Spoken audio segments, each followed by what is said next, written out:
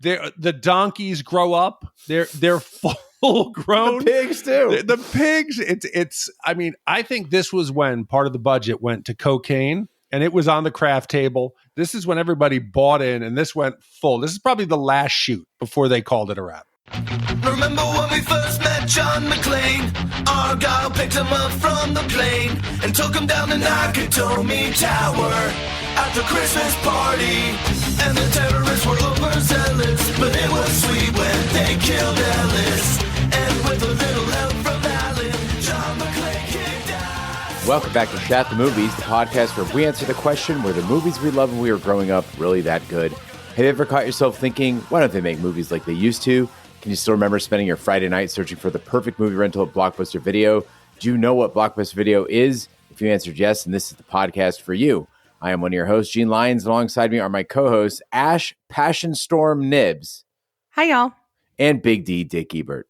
Good evening. And each week we take a look back in time and decide if our favorite films still hold up. The movies we cover are chosen by you, the listeners, who generously commission the films you love. If you'd like to see all the movies we have covered, will cover, want to choose one for yourself, please visit shatpod.com and have a look.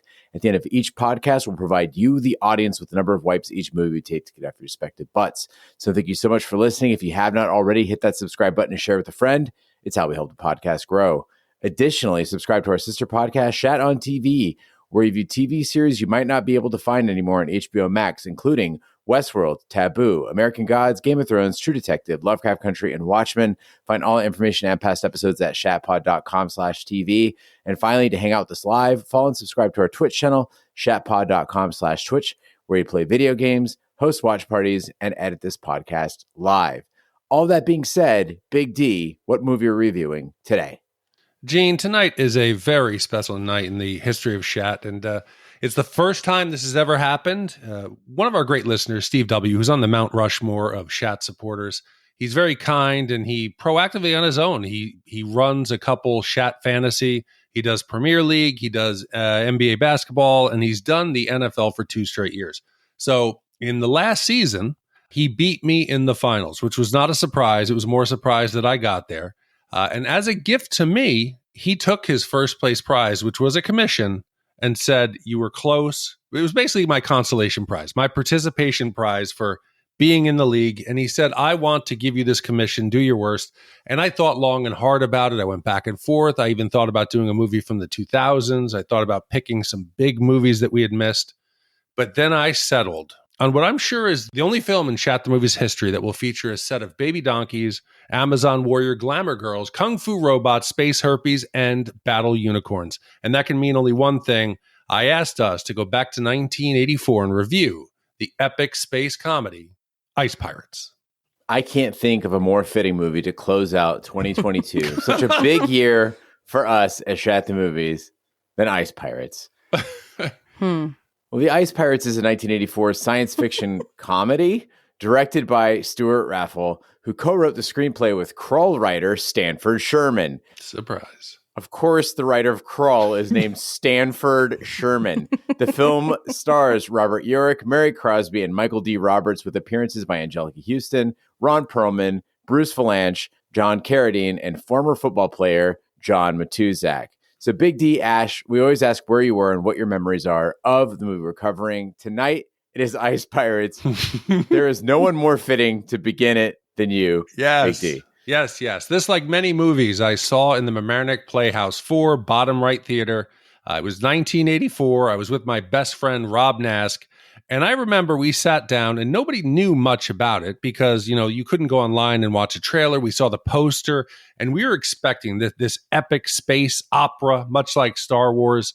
But what we got instead was a satire, and it was spot on for us. We immediately saw all the references. We got all the movies that they were lampooning. And we said, this is a big hit. This is the launch of something big. There's obviously going to be sequels.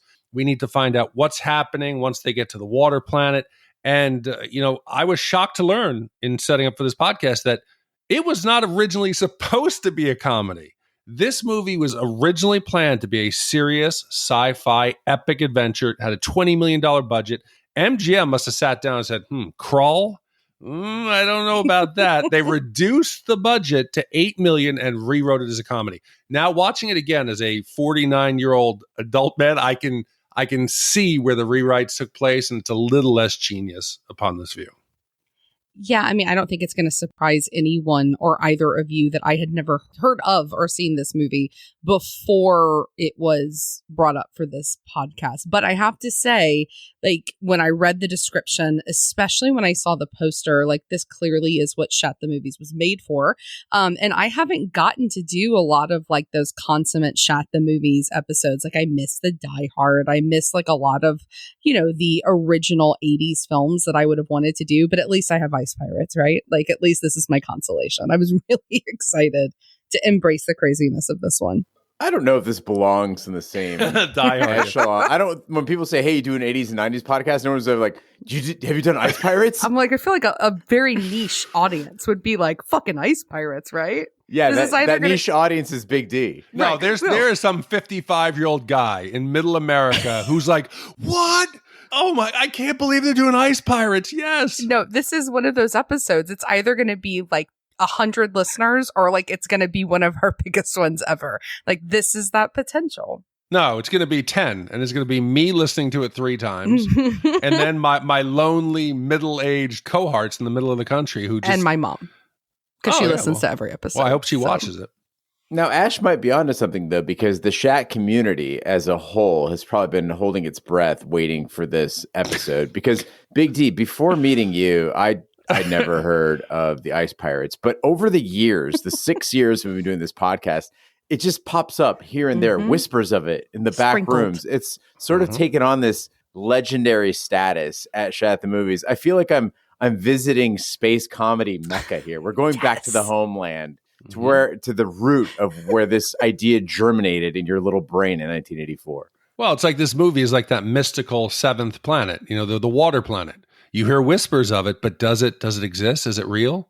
Yes, Gene, this movie is real, and it's right up there with Time Rider. Anybody else out there? Time Rider, Ice Pirates. I have to be honest, the first time you brought it up on a pod with me, I thought, like, it took me a while because I thought you were being facetious. Like, I thought you had made this up. Like, this was one of those films that was like, what is a Shat the Movies film? Oh, well, you know, a movie something like Ice Pirates, you know, like medieval knights in space. Like, I thought it was a joke. I had no clue it was a real movie. This is no joke, Ash. This is Hollywood it's not real gold. funny. But we'll get into that. We'll get into all of that.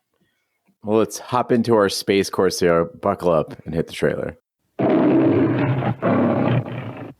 At last, the space comedy you didn't know you were waiting to see.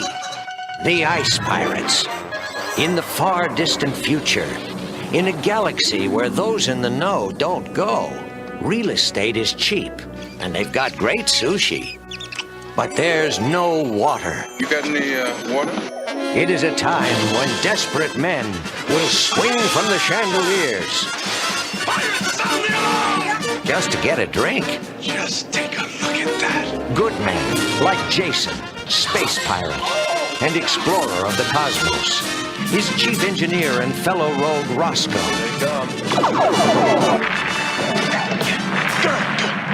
Oh, here, quit that. And the beautiful Princess Karina. One tiny band who must bust their buns, battling the masters of all the water in the galaxy. The evil Mithradoids, famous for not being nice. Killing you would be too easy. I have something better in mind.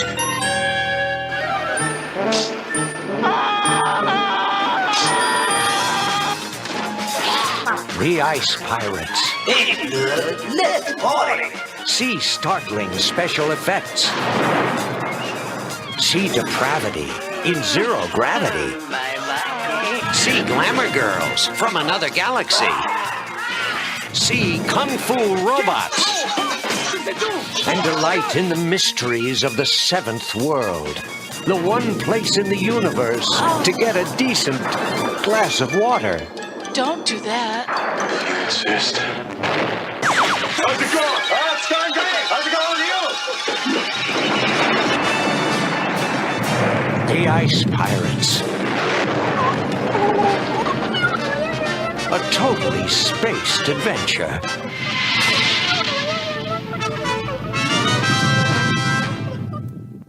In a distant future, water is an immensely valuable substance. The Templars of Mithra control the water and destroy worlds that have natural water, leaving the galaxy virtually dry. Pirates dedicate their lives to looting ice from the ships to make a living. Jason is the leader of a band of pirates that raid a Templar cruiser and discover the beautiful Princess Karina. He kidnaps her, alarming the Templars. Jason and his pirates are pursued by Templar ships, and Jason lets some of his crew, Maida and Zeno, escape, but he and his companion Roscoe are captured. Gene, before we get into this, anyone who heard you just read that, they've probably shut the podcast off and are running to their computers to watch this. How could you? This is compelling stuff, people. Go watch this. What do we name our space pirate hero? Jason. with Maida and Zeno, but Jason. Well, I have to be honest. I went into this very open-minded because I did not know what to expect at all from this film. But then they open up with this little voiceover, very similar to Crawl. And it's very medieval, both the sound, the song, the font. Like, it looks like they went and like searched up like on dafont.com, like medieval text. And like, this is the one they get. And it's very bright yellow. And so I'm like expecting something totally different than what I'm about to get. I'm thinking, okay, well, maybe this is something more along the lines of like The Princess Bride, or maybe it's going to be a medieval piece like Robin Hood Prince in Tights or Robin Hood Prince of Thieves. But no, the very next scene, we're in space. We've got guys floating along that are being carried along on this thing that are in full armor. So it's kind of like they're like knights in space, but they're also pirates. And like Anjelica Huston, like half the time looks like she's like an extra from like Arabian Nights because she's not quite piratey. Like she has a lot of like caftans that she wears. And I'm incredibly intrigued, but also really, really confused, maybe more so than any movie we've done in a really long time. And I needed you, Big D. I was watching this, trying to figure out what it is. I need my set of rules here because this feels like 9 genres, like all in one.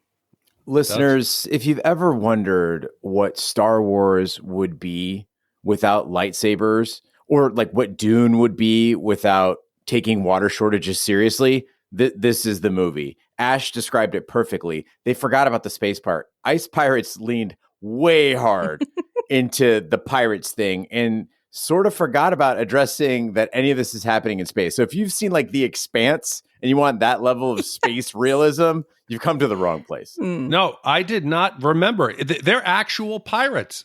They have swords. The bad guys are in chainmail. They're dressed like they're medieval knights. All their uniforms it's almost like Michael Jackson in the mid 80s. A lot of belt buckle, like connectors, zippers, a lot of studs that don't make any sense.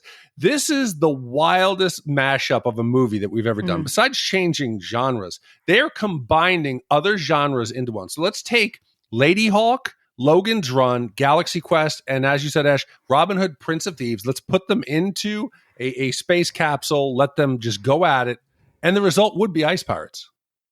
I mean, sure, right? Like, I love that in theory, and mashups are cool, but they have to have some semblance of, like, making sense. And this doesn't, because you've got sets that look like they got like all the children of the film crew to come make light brights because it looks like just light brights just stuck together. You've got really shitty robots. Like you said, you've got your swords. You've got, your sexy Anjelica Huston with that tiny little ponytail running down her face. You've got aliens, and it's just so like discordant that like it doesn't feel fun. It feels like I'm constantly trying to catch up as to what's going on. And I have an example for you, Big D, of what exactly my confusion is. So you've got this scene where they're going into the ship. They go past the alien that I couldn't figure out if they knocked unconscious or killed on the toilet. And then they go forward into this room, and the nanny, the maid, she comes out. And she is in a perfect little bonnet in this black maid costume that looks nothing like what the rest of the set does. And it's like you could tell like the costume department ran out of money. It was like, shit, we forgot the nanny's outfit. Somebody run to Party City, and all they could find was like the nondescript Victorian maid outfit. And they put that on her. And then they put like some insulation from Home Depot to make the arms of the knights. And they're like, we're going to go with it. The alien that was on the shitter, if you're concerned about his safety, Ash, he was okay because he appeared later in the movie as a running gag. Multiple times. Well, no, I know. I'm talking about in the moment. I couldn't tell if he was dead or if, I was very distracted by how tiny his legs and his knobby knees were, and I couldn't figure out his anatomy. I mean, I was just confused, guys. Very confused. I think that's what older dudes look like when they're on the toilet. Yeah, but I hope in the future, if we conquer intergalactic space travel, I would not have to have like a group urinal or a group I want my own stall. Why am I going to sit on a shitter in a spacecraft? And also, why are there that many shitters? One or two? There were partitions, and this is medieval, right? They got to bring the medieval to the spaceship. They all shat together. So there's a chambermaid, right? Exactly. We didn't see that. I got you. Yeah. That's why she's got the maid costume. Big D, if you live long enough for us to achieve space travel, they're probably going to hook you up to some sort of a hose. Yeah, they already do that. Colostomy bag, a big girthy hose. That's what they already do at NASA. They shit and they pee into hoses. No, they have a vacuum for shit. I live near NASA. I've been out to Kennedy Space Center. I thought you were I've been to space. It's a vacuum. It's a vacuum. You put it over your genitals, and which has a hose connected to it. Oh, I thought you were thinking more like a catheter. What kind of vacuum you dealing with? I thought you guys were talking like a catheter. No, I'm sorry, but no one's dick is big enough that the catheter is a hose. I mean, he's an alien, so you never know. Yeah. We've gone over the many genres this film encompasses, but if you boil it down to if you had to describe it in 2 words, you got to go with space comedy. And they really needed to settle into something, whether it was going to be raunchy or childish, whatever. Space comedy is the order of the day. And a space comedy with pirates, it needs to have funny gags. It needs to have charming swashbucklers, maybe some cool effects.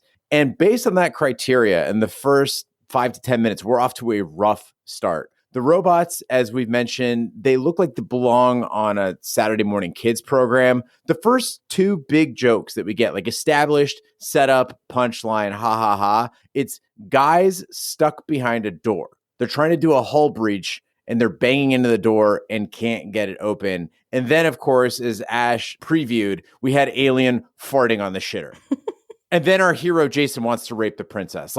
I found it hard to press on at this point, but my love for Dick Ebert kept me going. Thank you. But you should have also been driven on by the cast. From the outside, this movie and the description should be a warning to anyone who thought about getting connected to this project. Next week's movie, Caveman, we can understand it. People got involved because Ringo Starr was there. Here, there was no reason to join this, but they got an amazing cast. You got Robert Urich from TV's Vegas. You have Academy Award winner Anjelica Huston from the Addams Family, Morticia. You got Ron Hellboy Perlman, who's great. He was in City of Lost Children. You have Mary Crosby, who's in Dallas. You got John Matuszak, like you said, who's in Goonies, next week's Caveman, One Crazy Summer. This cast is way stronger than it deserved to be. And Ash, you complained about the sets.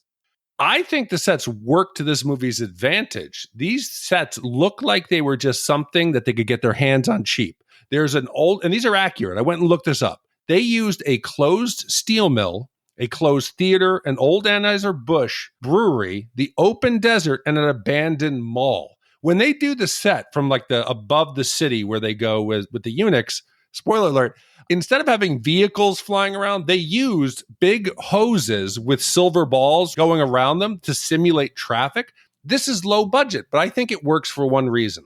Every area of this film is equally deficient. The plot is weak. The sets are weak. The costumes are weak. Everything sucked except for the sets. Sets were beautiful. And it made me feel like it was an uneven finished project. It's one equal level. It's a B film. It's shitty. And in my opinion, that's what makes it special. I'm going to call you out on that, though, because you're saying everything is equally shitty, but in the same breath, you said the cast was fantastic. Do you feel like Anjelica Huston and Ron Perlman did a bad job in this movie? No, I said they were new to the field. They were new actors. This was Ron Perlman's 3rd film. Anjelica Huston had done a bunch. But when you throw somebody into a project and you say, hey, okay, this is going to be a period piece about Victorian families. And they go, oh, no, this is a comedy Western on a train. I can't expect them to give Academy Award performances, but they all just rolled with the punches and seemed to be having fun. Well, and let's not forget, Anjelica Huston would not make it big until the next year. Like 85 was the year she won the Oscar. And what's so funny is if you read her like Wikipedia biography, there's like a one sentence line about how she finally got a larger role in the space drama Ice Pirates. And then the very next year, her father cast her, and then the rest is all history, right? Mm-hmm. So I think they are still shitty in the sense that they're completely unknown. And equally as shitty are obviously, as we've already talked about, Big D, the special effects in this movie. But I will say this, I've talked on this pod before about how really bad special effects, like 80s special effects, they sometimes don't bother me because they feel nostalgic. Like there's something that feels very nostalgic about how bad the special effects were in a lot of 80s films that I loved. And I have to admit that the start of this movie is very much that. There's this point where they're trying to escape and they're trying to run away, and you see what's supposed to be out the window of their spaceship, and they're supposed to be flying. And it immediately transported me back to the formerly named MGM, which now is Hollywood Studios. But if any of you went there in the 80s and 90s and you rode Star Tours, the footage for Star Tours is like almost identical to the footage here, where it doesn't really match the movements of the people in the room. It's clearly just an image. It's clearly just a movie being played just in front of these actors. And it felt like that when you rode Star Tours back in the 80s and 90s. Like I was looking for the little robot who was like your tour guide who accidentally somehow got you to the Death Star. And I find that it's like really charming when movies leave stuff like this in rather than trying to be serious and like make it something it's not. And I was like, okay, here's some hope. Yes, it's been confusing. Yes, I don't really get the lead yet or what this genre is, but I was like, okay, this has potential. I'm glad you pointed that out because it made me realize that when I watched Star Trek, not just The Next Generation, but the original Star Trek, somehow that looked more real than the shit we were seeing on screen here. Like it was distinctly bad. Maybe intentionally bad. Intentionally bad. I think it was intentionally bad.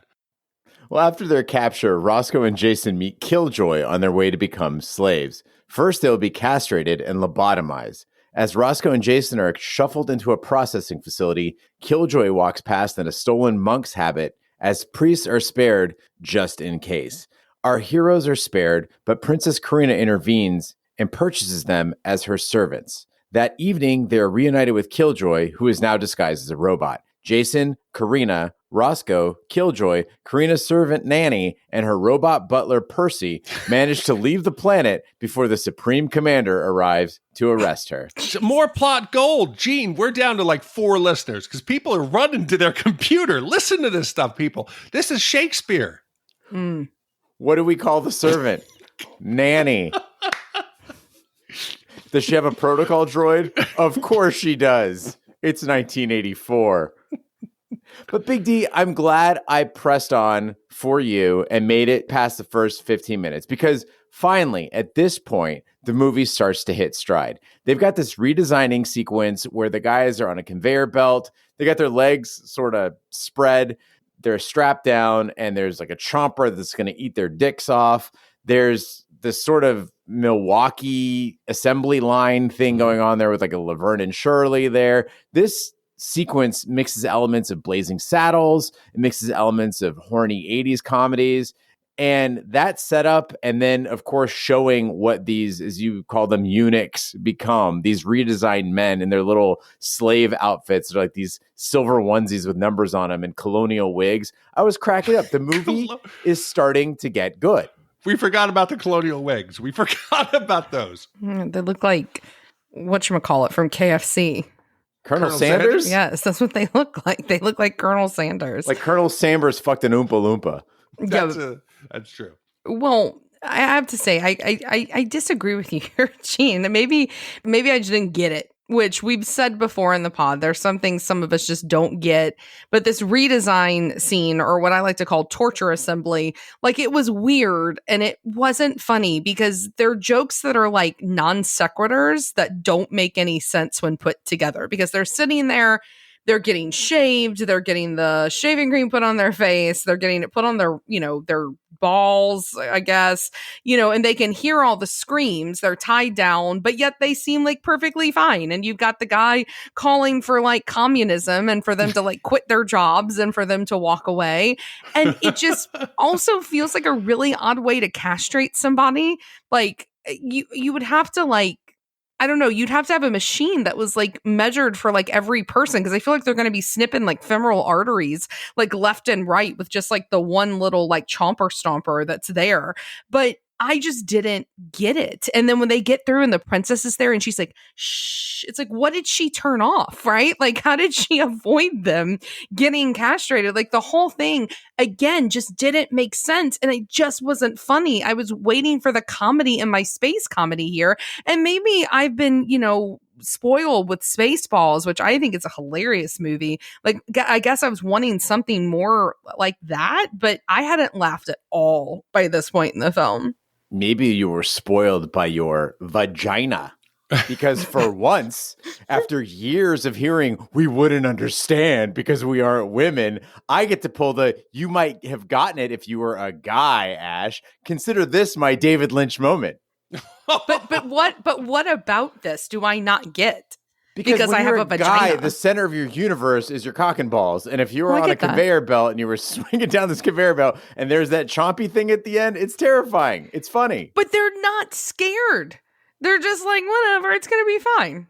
No, they're clearly terrified. No, they're clearly worried. Yes, Jason, who's he's a bit of a hunky dude. He's trying to like talk his way into Laverne and Shirley to get them to let him out. We'll see you later. They're hoping. For people who haven't watched this, if you had the He-Man toy Lockjaw, I think that was his name. That's what this surgical instrument looked like. And as a kid, it traumatized me. As a kid, I was just thinking like, what mangled mess it would make of your testicles. Now, the part I will agree with you, Ash, as far as jokes that don't work is the pimp pot. So after they escape, they're trying to find a conveyance to get them back to their ship. And I pissed some people off during the Spy Who Shagged Me review by talking about Dr. Evil's Just the Two of Us and calling it just a whiff of cultural appropriation, which, by the way, I got a response back on it on Facebook talking about the fact that Will Smith was already a mainstream artist at the time, so it's not cultural appropriation.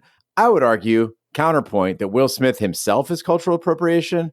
But beyond that, I think Ice Pirates illustrates my point completely, even if my point is hyperbolic. The pimp robot, he shows up, he's fucking jive talking. He's offering hose. There's no need for this. He comes up, what up, blood? This be my bad chariot.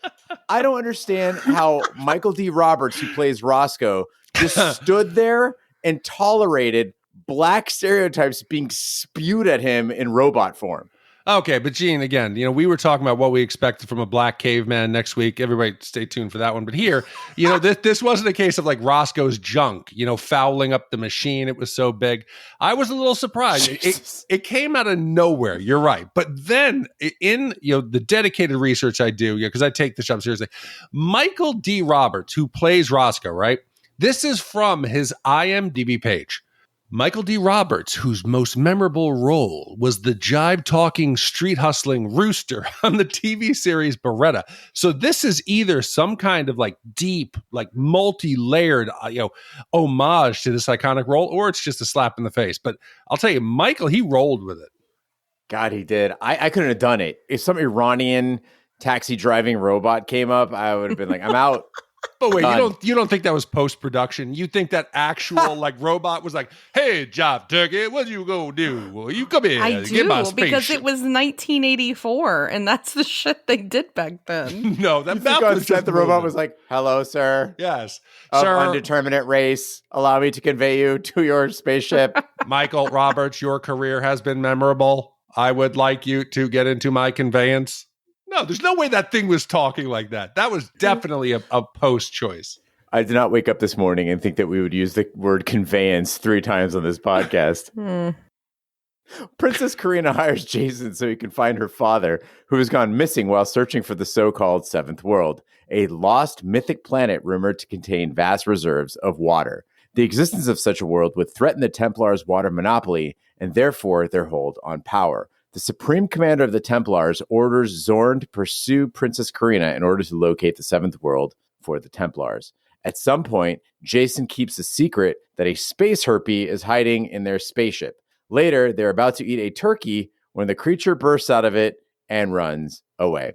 So this Supreme Commander is only in the movie for mere minutes, but had such a profound impact on me because smack dab in the middle of this space comedy is this incredibly touching scene. Talk about bending genres. I can't believe they pulled it off. Zorn goes to visit the Supreme Commander, played by John Carradine, and John Carradine's hands in real life were mangled by crippling arthritis, and they're on screen, like prominently on screen. He is basically 4 years from his real life death when making this movie. And he's laid up in this like space bed, and he's talking about how they, with a capital T, want him to disconnect, but that he can still feel with his body. And like, there's this shocking truth to this scene. Like, you know, this guy is giving it his all, and it is really what's going on inside of him. I'm like, what the fuck, Ice Pirates? Like, what are you doing to me here? Yeah, it's this weird philosophical rumination on ageism that's like really powerful, like maybe more than anything else, like this idea like where people put old people away and they just are like ready for them to die, but you know, they still are living, they're still living beings, they're not ready to die.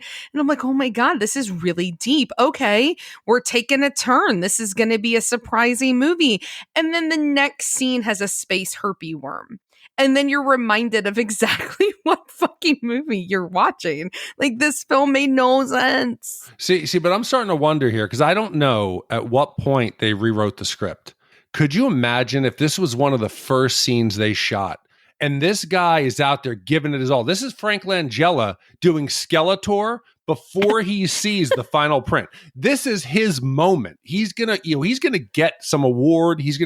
And instead, it turns into a space comedy. But imagine if the whole movie was this good. I'm going to raise that question. What the fuck? That is a potential missed opportunity. I will agree. Well, on their next planet, Jason and Roscoe are reunited with their fellow pirates, Maida and Zeno. They proceed to locate the lost planet, which contains massive amounts of water and is protected by a time distortion field. The planet must be approached on a specific course, or the ship will be lost in time forever. As the hero's ship enters the distortion field, Zorn pursues and attacks them with a host of Templars and robots. This results in a climactic battle as time randomly speeds up and everyone quickly ages into extreme old age. So the team behind the Ice Pirates, aside from not being able to choose a genre, is a bunch of sadistic fucks, because several times throughout this movie, they just brutally kill and maim characters for absolutely no reason. It doesn't advance the plot. It doesn't bring us to any sort of a resolution. There's a chase scene where there's this family of robots just minding their own fucking business. They get run over, and one of them is left rolling around calling out for its baby and its family. The poor frog lady. There's this frog lady that's infatuated with Jason. She just gets blown up and she just wants love or even companionship. Old men are dying of broken backs. The nanny just fucking ages to death. And every few minutes, someone's getting decapitated. They really had a bloodlust in this film. I think this is the second scene that they filmed. Again, this is like when people put like laugh tracks behind really, really dramatic moments in films to show how just music plays a role. But that robot family murder, that was heart-wrenching. The cries from that robot father who's like, baby, mommy, baby, mommy. I was emotionally devastated. Yeah, I have this like really weird thing where I can't handle like AI emotion because of that stupid Steven Spielberg movie AI. Did y'all see that with Haley Joel Osment? Yeah. Fucked me up. So like, spoiler alert, but like he ends up at the end of the movie like for eternity underwater wishing to like the blue fairy statue. And that movie screwed me up so badly. Like I have like nightmares still about that film. I was so devastated. And there was something in this with this scene that you're bringing up, Gene, that like really triggered all of that over again, because this poor AI, like they don't realize what's real. They don't realize what's happening. It was so sad. Now, what's going to happen when technology can finally communicate, Gene, and your computer, which you're about to, let's just say you're going to replace it. If the computer was like, no, Gene, don't turn me off, please. Begging for its life. That already happens to people with their Roombas. What do you mean? So Roomba, if your Roomba breaks down, you can send it in for repairs if it's under warranty, right? And they fix it up and they send it back to you. But sometimes they're like, hey, listen, your Roomba's really fucked up. We're just going to send you the new model for free. And people are like, no, I don't want new Roomba. I want my Roomba back because I know it beeps and it sounds and the things that it does. And they'll send them a new model of Roomba and they just like reject it. They go off on the company. They want their original Roomba. We have a crazy attachment, like this emotional bond to the robots. Ash isn't weird. It's not weird for me to care about AI. We are so easily manipulated. This is how the robots are going to take over, not like Terminator 2 with lasers and weapons. No. It will be by preying on our emotions. I was talking to this fucking kid the other day in my family. I'm not going to name names. Might be a nephew of mine. And they were talking about how dogs are better than cats. And I said, dogs are better than cats, but they're very different creatures. And his reasoning for a dog being better than a cat was that they're loyal. I said, hold the fuck on, dude. Dogs are not loyal. They're not loyal.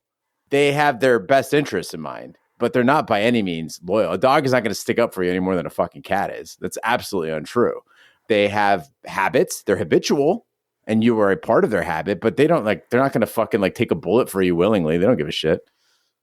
Well, now I'm horribly depressed about my dogs that have lived in my life that I thought were super loyal to me. Well, they're more than my Roomba. Yeah, they're all plotting against you, Ash. All of them. Well, it's like the AI thing. I don't know if any of you have been following like the AI code generator, but it's completely destroying my industry. But, it's this chat bot where you can go on and you can ask it any question. And I'm like, there's no way. So you know what I did? I said, I'm going to test this shit, right? So I pull it up. And so I typed in, compare and contrast the character traits of Othello and Hamlet and how they represent Shakespearean tropes and include citations and direct quotations from the text in 5 paragraphs. It returned a 5-paragraph essay that was so much better of analysis than I've ever been able to do in either one of those plays, with direct quotes, with citations. And the best part at the end? You can regenerate it so you and I can both cheat with the same question with 2 completely different papers. So in 2 seconds, it wrote 2 better papers than I have ever written about something like this. And you want to talk about emotions. They're going to get us with the Roombas, where the Roombas are going to eat us alive. And they're going to get us where we feel completely inadequate and are completely jealous of this stupid chatbot. I think the Roombas have already gotten us. Have you seen the AI generator that does pictures that you can tell it, show me the last selfie ever taken? And it does like a skeletal decaying human. You could say, show me what heaven looks like. This is it. We're in the last days, folks. That's why you should go to shatthemovies.com, hit merch, get a shirt. So this is the last days. Help us against our robot overlords. Yeah, but the thing is, I can just Randy Quaid that motherfucker though, because I'll just go in there like crop dust that bitch, like Jeff Goldblum, and be like, "Hey, what's it feel like to get laid?" Oh, you don't know? Oh, they'll know. It'll probably be like, Gene, we've been watching you from the floor. Yeah, they've been watching. Ask your mom. 2.2 minutes. You are a 4-pump chump, Gene. Ha, ha, ha. I wish I'd get so much more done. I also feel like I'm afraid to go to sleep now because I might have like a big moment where I wake up tomorrow and it's like Zoltar's granted my wish. Sorry, Sarah. Well, I want to talk about, we've talked about the violence, but I want to talk about one particular violent scene, which is the sword fight, which we've done at movies with other sword fights before. But this one, I feel like, is one of the strangest ones we've had, because I love the balls on these producers that they didn't want to waste money training these 2 actors, Anjelica Huston being one, and how to actually do a sword fight. So instead of them doing actually any sword fighting with each other, they have them just kind of wave their swords at the camera and then like clash it against something that's clearly in front of the camera, and they don't actually fight each other. And add to that this surface wound that all of a sudden causes the decapitation. And now this is my first laugh of the movie, because much like one of my favorite moments ever in the films we reviewed, which was the werewolf made of pillowcases that exploded in Monster Squad, here we get Anjelica Huston doing what is literally just like a tiny little ketchup scratch, and then this guy's head falls off. And y'all, it's like they took like a deflated volleyball, painted it kind of brownish and then let it fall onto the ground. It is so bad. It's hilarious. And then she does that sword slap. Like, you know, she slaps him on both sides of the face to the other guy and then somehow like blinds his already blind eye. Like she cuts it worse. This scene I'm into, and I wanted more of this part of the movie. Movie makers take note. Space comedy movie makers take note. Sword fight movie makers take note. Any movie that involves swords and combat needs to result in every vanquished foe being decapitated or at least losing limbs. Like, we want slashing wounds that maim. Stab wounds are so boring. And it made me think of every movie that I've seen that didn't result in limbs falling off and heads falling off. And you're allowed to. It's a movie. You're not really chopping the guy's head off. Just do it. Just do it. Well, in the end, the day is saved by the now adult son of Karina and Jason, the result of a romantic tryst just before entering the time distortion field. As the heroes exit the field, everyone's ages regress to what they originally were, leaving Jason and Karina with the knowledge that they will have a child together. The Templar ship has disappeared as it veered off the designated course during the attack and has now become lost in time for eternity. The crew looks on as they approach the seventh world, which is revealed to be Earth.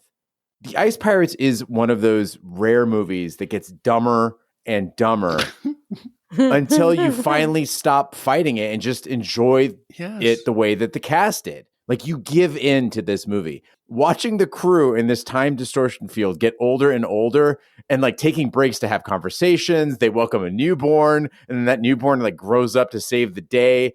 All in one action sequence, that totally made my night watching this movie. They grow these giant beards and afros. That's how you know they're getting older. And they don't even bother giving Jason's son, who saves the day, he's not played by a new cast member. They don't give him a new name. It's just Robert Urich again as also Jason. I think in the same clothes even. Like, it's just like, haha, I'm here. I'm your son. I saved the day. Yeah, I appreciate that this, I mean, it's not a time travel movie, but we have like this time travel element that exists, and they just could not care less about time travel rules. Like, they just go like straight for it, and how it doesn't make sense how like the sun would save them and then how the sun would still exist. Like, none of it makes sense if you think too much about it. And instead they're just like, you know what? This is what's going to happen. And this is how they're going to save the day. And fuck all if it makes sense. Like, there's something really fantastic about that. And again, like Eugene, like from that point, from the sword fight on, like I was cracking up laughing in this part of the movie. And the beards themselves, you could see them. Like, I kept pausing it and rewinding it because they weren't even like pasted on. They were just the kinds that like go like behind your ears, like with rubber bands, because they kept getting moved. Like, it's so fun. No, what makes the robots never advance. It seems like, you know, instead of like everything's moving quick, except for the robots who are just kind of sitting there shuffling. You get the birth, you get the maid turning into a skeleton.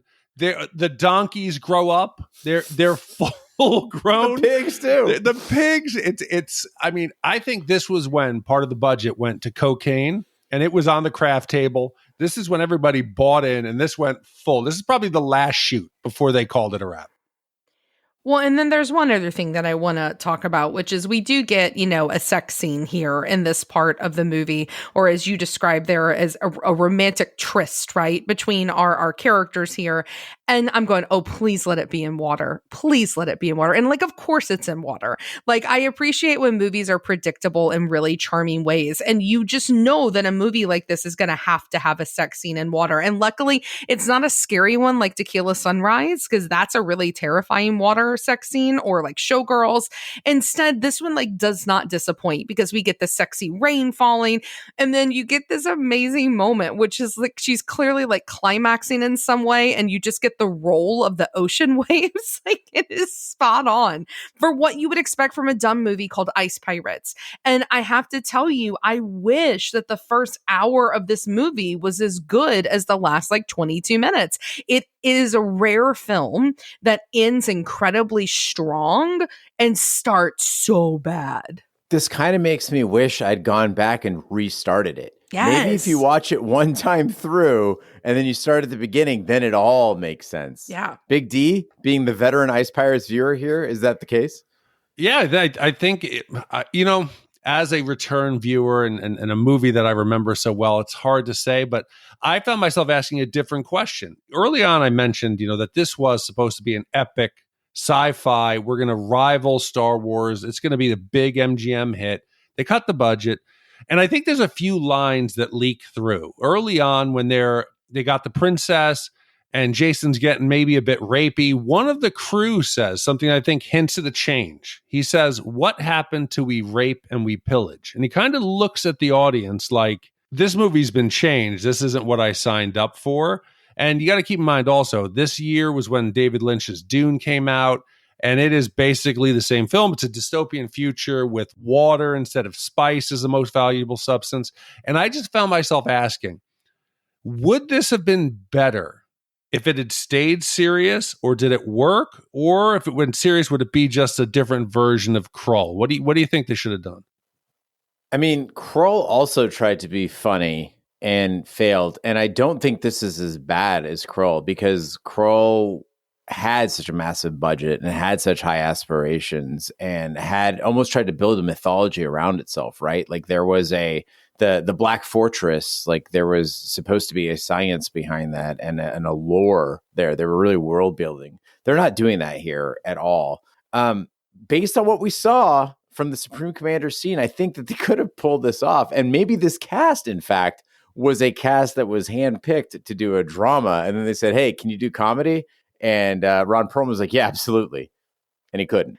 I don't know. It could have had like a lot of potential as like a dark comedy, right? Like there could have been something really interesting if this had like a death to smoochy like treatment to it. If they had like really dug down and committed there. But the humor, man, it would have had to be sprinkled in a lot fucking sooner. And especially for us women who apparently don't get the castration humor. Or they could have done more of a mashup also like Firefly. I don't know if either of you have watched that series, because that series was funny, but it was also... No? Firefly is amazing, and Yeah. Firefly is straight sci-fi comedy. Like, that is not a mashup show. No. What I'm saying is they treat space with some form of respect, but they also are making it a comedy. I'm saying they did it better, whereas I think the casts are similar. They're talented, they're diverse, they're actors who have long careers. And in Big D's defense, Firefly was a bit of a mashup because it did incorporate elements of a Western. It was a space comedy Western. But it had Nathan Fillion, who can make anything work. So He's so good. And Alan Tudyk. and Alan Tudyk, yeah. He's fuck. amazing. Whew. Well, now's the time of the podcast where we give our Shat score for Ice Pirates. The Shat score is our way of telling you how many wipes this movie would take to get off your respective butts. 0 wipes is a perfect movie. It is discovering the seventh world and freeing the galaxy from the clutches of the merciless Templars. And 5 wipes is an absolute disaster of a movie. It is being manipulated by a no-good space pirate named Jason while he brings his third-wheel princess friend and her protocol droid on your romantic desert land speeder date. And then you get blown up. I'll go first. I started thinking long and hard immediately after watching this movie of what it reminded me of and why I had a soft spot for Ice Pirates, while also knowing it's not a quality film. And I realized that Ice Pirates is the film equivalent of Cyndi Lauper's Goonies Are Good Enough music video. Like, it's not Kanye's No Church in the Wild. It is not a masterpiece, but it doesn't have to be. What did Cyndi Lauper do for her music video? It's the same formula lots of people did. You get a bunch of weirdos. They're all in on the joke. They know the song. You put them in a loose parody of some pirate stuff. You get Captain Lou in there, and then you shrug while the whole thing falls apart on screen. Granted, Goonies Are Good Enough had the Iron Sheik and Rod the Rowdy Piper in it, which made it a lot funnier. But if you are not familiar with this music video, go back, watch it, and then you'll understand Ice Pirates. It needs a few more pro wrestlers in it. Is it a crime against space comedies? No. Is it a good movie? Not really. I'm going 3.5 wipes. Yeah, sadly, I think this movie disappointed me, if I'm going to be honest. I had such fond memories of just the ridiculous plot, all the scenes I remembered, but my memories are tainted. They're the sum of all these singular moments where when you put it into the film, beginning to end, is it that good? No, I was going to go 4, but there's no way that this is as bad as Caveman, spoiler alert, but this is like a Mystery Science 3000 theater movie. This is like a B movie that is just so bizarre, but it screams 80s. And if you just want to reminisce about a time when you could make an $8 million crazy ass space Western about pirates and stealing water. You might hate me, but at least you gave it a chance. I might recommend, if you are thinking of that type of movie, there's also a movie franchise called Star Wars that you might want to check out. Somewhat better. Tad bit. Here's the deal. I learned a long time ago, 3 years ago when I started this pod, where Gene kind of helped me shape my opinions about how these scores work. That a 5 is like wholly offensive, right? And this movie is not that. A 2.5 is what most movies are. They're average, right? And that's okay. Like, it's okay to be an average film. So anything greater than 2.5, you got to be really good, which this isn't. Anything to be greater than 4.5, you got to be really bad and approaching offensive, which this isn't, right? Like, there isn't anything offensive about it, but it's just not funny. And something that, portrays itself as a space comedy, Western opera mashup of all things, it should have some laughs. And while I did enjoy, like I said, from the sword fight on, that was not enough for me. Is it weird? Yes. Is it strangely charming in points? Yes. Do I think that my score could change if I watched it again and again and again, or backwards, like you're saying, Gene? Perhaps it could.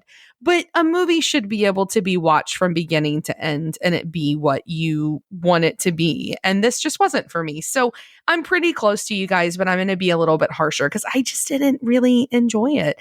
So I'm so sorry, Big D, but I'm going to go with a solid 4 wiper on this one. So with 4 wipes from Ash, 3 3/4 wipes from Big D, and 3.5 wipes from me, that gives us an average wipe score of 3 3/4 wipes for Ice Pirates. Again, maybe this is just me, seeing Jesus in my burnt toast, but how does this always happen? This is now tied in the 256 spot with Labyrinth, Robin Hood Men in Tights, and Lady Hawk. All 3 movies that we said could be mashed up to create this. Yeah, I mean, this movie belongs among, although I think Robin Hood Men in Tights is a lot funnier than this, but this movie belongs with those films. Yeah. It does. Big D, I think if you really understood Chili Down, Labyrinth would be scored a little bit higher than this. It's possible. Chili Down. Well, Big D, we have nobody apologize to you but you. And you yourself gave it the score that it got. So no, I thank you both for suffering through this.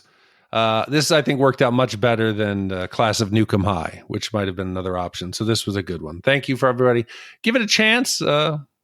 See if you make it all the way through.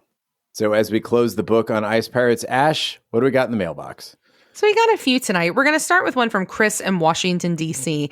And Chris says, "Hey, everyone. I love the Rocky Horror Picture Show episode. After seeing it the first time many, many years ago, I accidentally bought the original musical soundtrack instead of the movie soundtrack. I ended up liking that version better, and it's still my preferred way to listen to the songs 25 years later.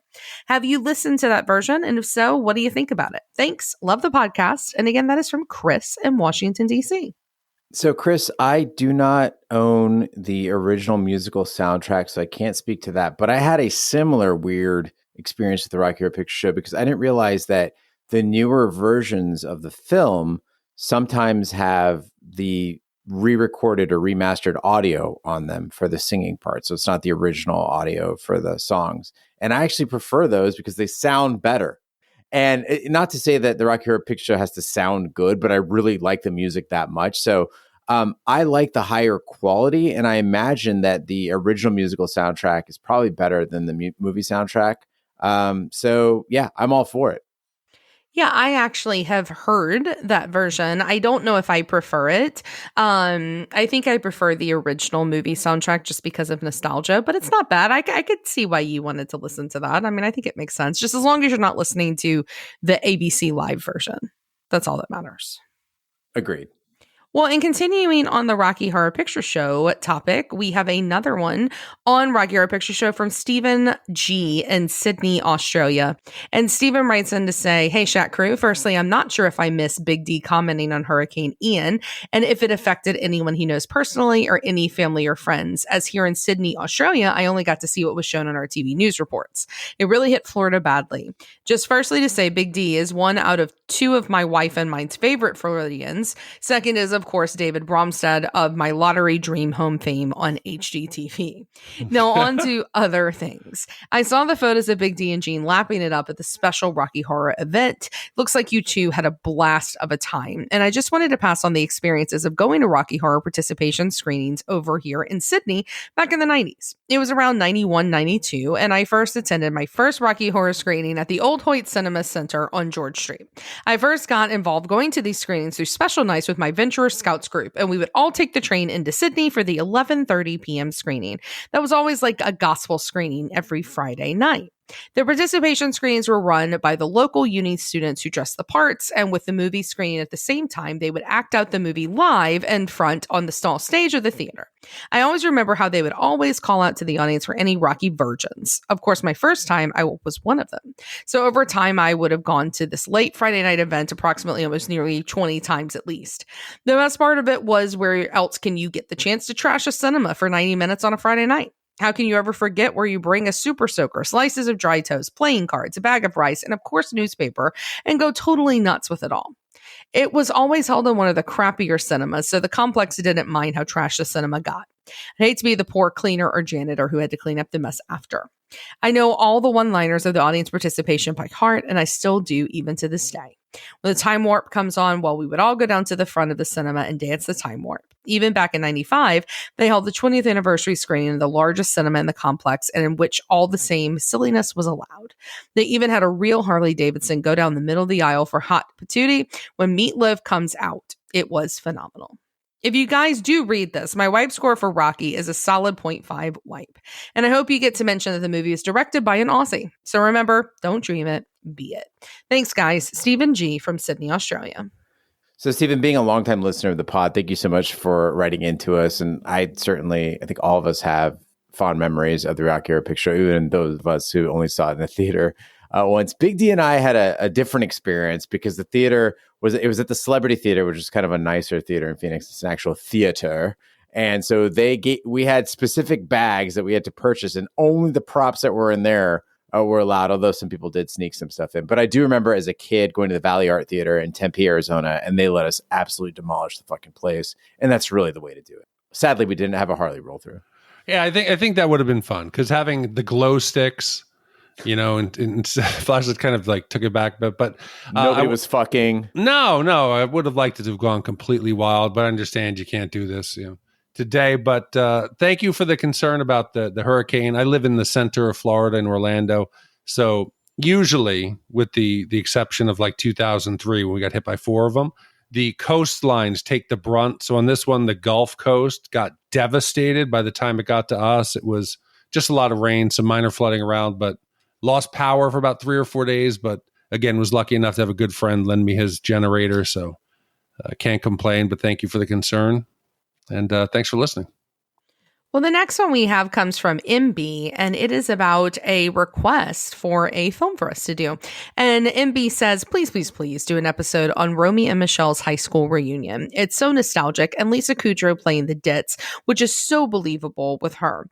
Alan Cumming is amazingly stunning. It's before I knew it was gay and can never be mine as a girl of 16 at that time. The cracks are great. The music is so memorable. Garofalo is amazing in her part. Such funny moments. I had this on DVD and I watch it when I need to pick me up from life. Much love, MB. I am so here for this. I love that movie. Romy and Michelle is such a freaking funny film. Alan Cumming is great, but Janine Garofalo, she steals the whole movie for me. I say, yeah. Somebody commission it. I've never seen Lisa Kudrow in a movie that I recall, and I also don't think I've ever watched a full episode of Friends. She's the one from Friends, right? She's Phoebe, yes. Yeah, but Alan Cumming, I'm on board for that. And Janine Garofalo, in her day. Oh, this is very much her day. Yeah, was tremendously funny. I'd be on board for this. Oh, hell yeah. Anytime, the return, because it's a reunion, right? That's obviously it's in the title. Name. Yeah, okay. So it's a I high just school want to reunion involving Romy and Michelle. So they go to their reunion. They go to their high school reunion. Romy, and they lie. Okay, they're adults. I gotcha. So anytime we've done a reunion film, it's been good. I mean, Grosse Pointe Blank, which was one of the biggest surprises, I think, in Shat history. Genius. Which turned out to be gold. So I'm always down for going back to to the old high school. To the reunion will. All right, MB, get in touch with Big D. Make it happen. All right, the next one is about Romper Stomper, and it comes from Omar. And Omar says, "Greetings, Shat Crew. I love the Romper Stomper pod, and I thought I'd offer Gene a heads up given his appreciation for this little gem. A sequel miniseries was released in 2018 chronicling the further adventures of Gabe, Cackles, and Magoo in the present day. Not sure if it's any good. It's streaming on Freevee, which probably says it all. Blue Thunder in 2 weeks." Very excited, Omar. So Freevee apparently is a Amazon TV service. I was not aware of that. Thank you, Omar, for opening our eyes up to that. But I don't know that I would watch a miniseries on Freevee. But it is fascinating that Romper Stomper had the kind of legs where they would still make a follow up to it in 2018, which is considerably later. The really interesting thing is probably if you took, at least in my experience with skinheads, punks, and white nationalists, is that any of them that were into that in the 90s, they're probably just like my neighbors now.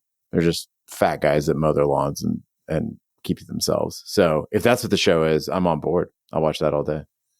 And mutter racial insults under their breath instead of out there like beating the immigrants with bats. It's a very different film, following the angry racial tension under the surface instead of zombie riots in the street. Also, Omar, I hope you like the Blue Thunder. Sorry, it took us. Shows how far. That's why I was laughing. It shows how far behind our mailbag. It's like 6 weeks. Like six weeks. It's not so bad. It's like sending a message to Mars. Well, thank you, Ash, for taking us through the mailbag this week. And thank you to everyone who wrote in. And again, if you'd like to write in, just hit us up at hosts@shatthemovies.com. Let us know what you're thinking. If you'd like to leave us a voicemail, you can go to shatpod.com and use the speak pipe feature on any device to record us a message and hopefully get it on the podcast. What do you have coming up next week, Big D? Gene, next week, Atuk is the leader of a small band of misfit cavemen who are part of a larger community headed by strongman Tanda. Atuk is madly in love with Tanda's woman, Lana. He even ignores the advances of the lovely Tala and sets his mind to find some way of wooing Lana. During Atuk's quest for romance, he and his cohorts fend off dinosaurs, indulge in hallucinogens, and invent cooking, music, and medicine, commissioned by Kelly B. And Kelly, you drove Gene Lyons to drink. Day drink heavily. And this podcast might go to a place you didn't expect. It's Atuk, Tanda, Tala, Lana, Jason. Caca, doo-doo, poo-poo, doo-doo, and shit. Yep. I'm so thank glad you I'm so not much, on this Kelly one. B. What's that? I said, I'm so glad I'm not on this one. Well, thank you, Kelly B, for your upcoming commission. Thank you, Hot Sauce Steve, for commissioning this for Big D. Thank you to all the commissioners who make this podcast possible. That concludes this week's episode of Shat The Movies. Be sure to follow us on social media and share with a friend. We're on Facebook, Twitter, Snapchat, and Instagram at Shat The Movies. You can support the podcast by shopping our Amazon affiliate link, buying our merch, or commissioning your own movie. Find all that information by visiting our website, shatpod.com. Also, check out our sister podcast, Shat on TV, where we review TV series such as Lovecraft Country, Westworld, True Detective, Taboo, American Gods, Game of Thrones, and Watchmen. Find all information on our website, shatpod.com/TV. Wherever I find podcasts can be found, including Apple Podcasts, Google Play, Stitcher, and YouTube. Be sure to subscribe. And if you stop by Apple Podcasts, please leave a 5-star review. That helps the podcast grow. On behalf of my co-hosts, Ash and Big D, I'm Gene Lyons. Join us next time for the following movie. The dawn of civilization. Primitive. Dangerous. Exciting. Wet. And sloppy. Caveman. The handwriting is on the wall. If the human race is ever going to amount to anything, it needs a leader. Will it be Tanda? He is strong. How about Gog? Gog is out of sight. And Atuk. Atuk sounds good.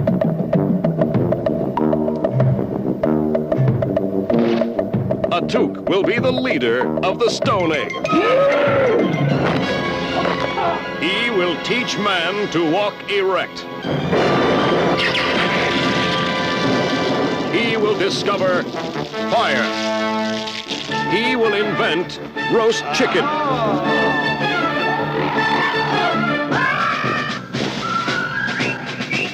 And fried eggs.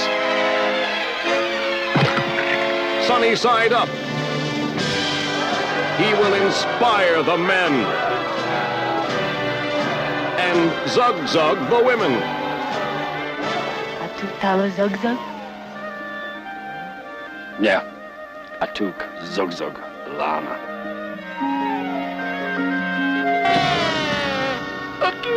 He will protect them from all the beasts of the earth. Ringo Starr, Barbara Bach, Dennis Quaid, Shelley Long, John Matuzak, Avery Schreiber, and Jack Gilford. Caveman.